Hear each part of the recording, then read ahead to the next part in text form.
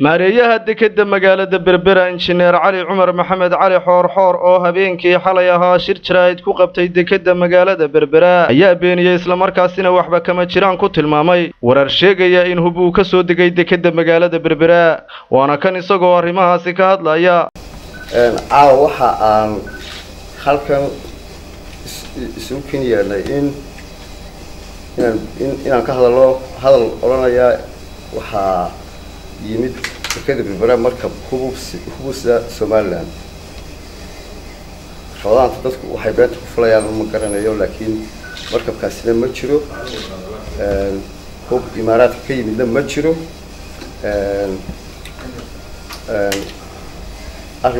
arrin ku saabsan arkaasoo xukuumadda ka soo baxayna ma jiro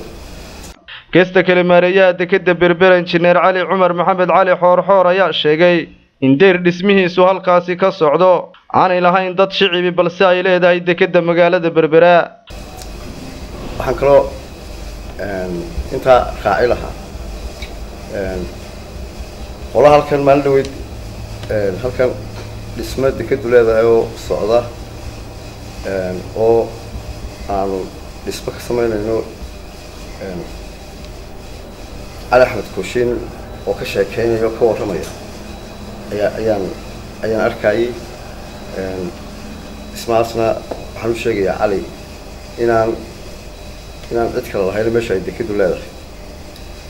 cid kalena aan qof shakhsiyana aan loo wadin aflagaadadana uu iska daayo dadkana khawadaanada Cali inuu ugu warramo war wanaagsan oo runa dhulka dekedda ayaa iskale diblomaton ka samaynaa halkaas iyo meel kale way jiraan wuxuu maana lagu qaban doonaa shaqo ay iska leedahay dekedda Berbera oo shacabka haddii la yidhaaho iyo ganacsatada ay ka faa'iidaystaan anagoo dekedda Berbera dawladuna iyo madaxweynaha iyo qoyskiisa iyo marnaba shaqad kuma laha waxaasina kama yimaadaan ceebta halga daayaan leeyahay